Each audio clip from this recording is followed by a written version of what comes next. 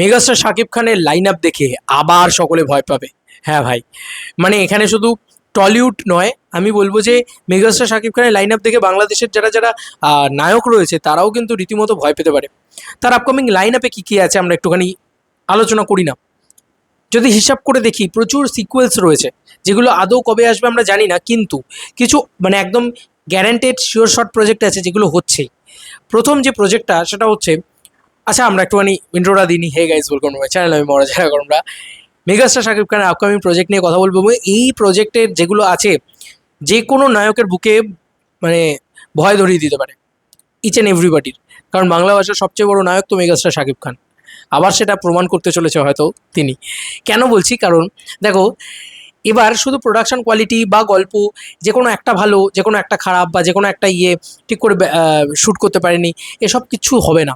কারণ প্রথম যে ছবিটা এখন লাইন আপে রয়েছে শাকিব খানের, সেটা হচ্ছে এ বছরই সম্ভবত, আমি যদি খুব ভুল না করি তো, সেই ছবিটা হচ্ছে সোলজার। বন্ধুরা, সোলজার ছবিটার আবার একটা গল্প আছে। সোলজার ছবিটা কিন্তু খুব যে একটা হাই বাজেটের ছবি তা নয়। তো সেক্ষেত্রে সেই ছবিটার একটা বেসিক বাজেটের ছবি, এবং বেসিকলি কালেকশন করে নেবে শাকিব খান, মানে বাংলাদেশের প্রিন্স, বাংলাদেশের বাদশাহ। তো তার ছবি তো একটা বেসিক কালেকশন করেই নেবে ভাই, 6 থেকে 10 কোটি টাকা তো কালেকশনই করে নেবে। তো ছবিটাই যদি বানানো হয় 3 কোটি টাকায়, তাহলে তুমি তো আরামসে আরওআইতেও পেয়ে যাচ্ছ, মানে প্রডিউসার শেয়ার 50% হলেও তো তুমি টাকাটা পেয়ে যাচ্ছ, রিটার্ন পেয়ে যাচ্ছ। প্রডিউসার হয়ে যাবে, এবং প্রমোশন ইত্যাদিও ভালো হবে, এবং খুব এফেক্টিভ প্রমোশন হবে। প্রমোশনে খরচা করে লাভ নেই, প্রমোশনে এফেক্টিভ হতে হবে, তাই না? এখন তো সেটাই আমাদের মনে হয়। যাই হোক, এটা প্রথম ছবি ছিল সোলজার। আগুন ছবিটাকে আমি ধরছি না, কারণ আগুন ছবিটা আজকের ছবি নয়, অনেক পুরনো ছবি। তো সেই ছবিটাকে আমি ধরলামই না, কারণ ওটা লাইন আপে রাখার মতন ছবি না। ওটা শাকিব খানও বোধহয় জানতেন না যে ওই ছবিটা দুম করে চলে আসবে, এটা আমার মনে হয়। যাই হোক, আগুন ছবিটাকে আমি ধরলাম। পরবর্তী যে ছবিটা সেটা হচ্ছে সম্ভবত সুড়ঙ্গ 2-তে মেগাস্টার শাকিব খানের ফুল ফ্লেজেড রোল। সম্ভবত, এটা আবার সম্ভবতর জায়গায় থাকছে। যদি নাও থাকে তাহলেও আমরা জানি পুরনো ফুটেজ ইউজ হবে, তাতে তার কী লাভ হবে?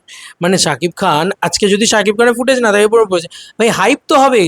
ছবিটাকে নিয়ে শাকিব খান একটা সিন বেরোলে সেটা থেকে সেটা সোশ্যাল মিডিয়াতে বেরোবে, তারপরে সেটা নিয়ে একটা আলোচনা হবে, হাইপ দেওয়ার ব্যাপার স্যাপার হবে, আলোচনার শীর্ষে চলে আসবেন আবারও শাকিব খান, এবং আবার সেই একই কথা আসবে যে সব নায়কের মাথার উপর দিয়ে যাচ্ছেন শাকিব খান, ইত্যাদি ইত্যাদি।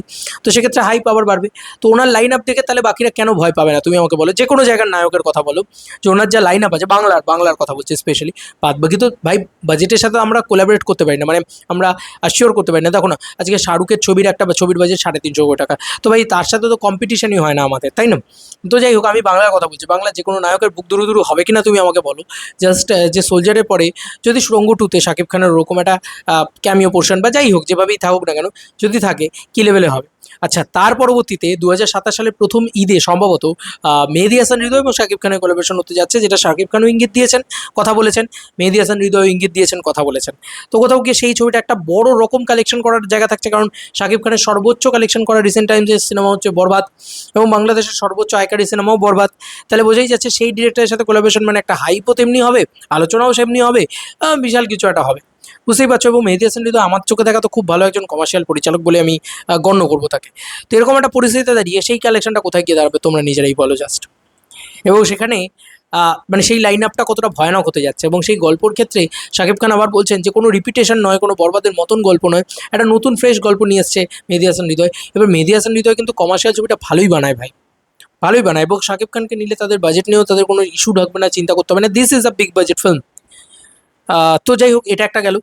দ্বিতীয়ত যে ছবিটার কথা বলবো, একদম অ্যাসিওর ছবি আছে, সেটা হচ্ছে হিমেল আশরাফের ছবি। দেখো, যতই আমি হিমেল আশরাফকে অপছন্দ করি একজন পরিচালক হিসাবে, তেমনি আমি এটাও বলতে চাই যে হিমেল আশরাফ কিন্তু শাকিব খানকে নিয়ে হিট দিয়ে দিতে পারে।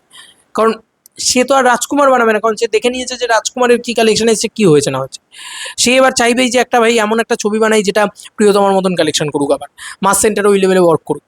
তো সেই সমস্ত কিছুকে মাথায় রেখে যদি আবার সে ছবি করতে যায়, তো বুঝতেই পারছো যে সেই ছবিটারও একটা কত বড় হাইপ থাকবে। কারণ প্রিয়তমা, রাজকুমারের পরে মেগাস্টার শাকিব খান হিমেল আশরাফ জুটিটা আবার আসছে, বক্স অফিসে সাকসেসফুল জুটি, সব দিক দিয়ে একটা বড় ব্যাপার। তো এই সমস্ত জিনিসপত্র তো হচ্ছে, এটা একটা হবে।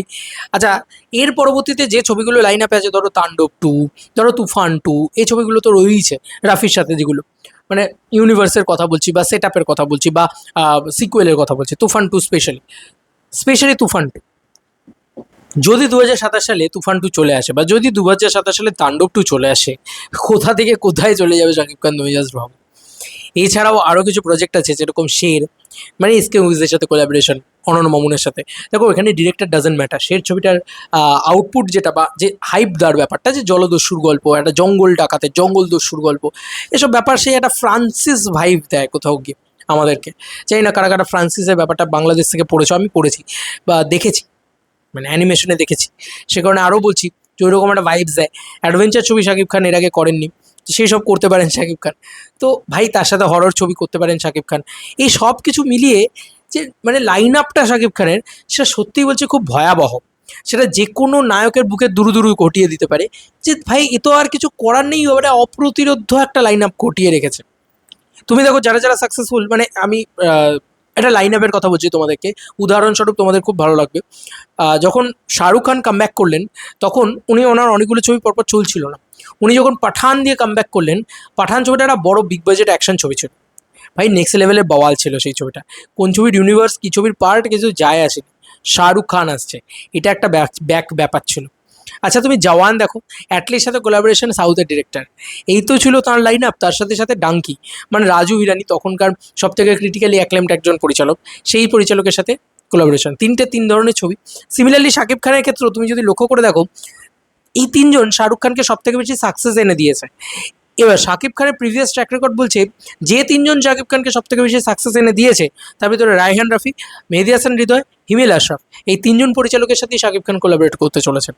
তো বুঝতে পারছো যে কোন জায়গায় শাকিব খানের স্টারডামটা আরও বড় জায়গায় যেতে চলেছে, আরও কত বেশি আলোচনা হতে যাচ্ছে, আরও তার লাইন আপের জন্য তাকে যে আরও কত বড় সেলিব্রেশন করার জায়গা হতে যাচ্ছে।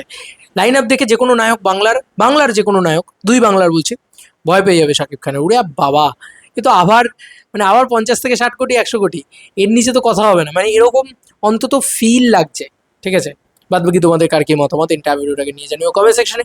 চলো বন্ধুরা, নতুন কোনো ভিডিওতে দেখা হবে, বাই।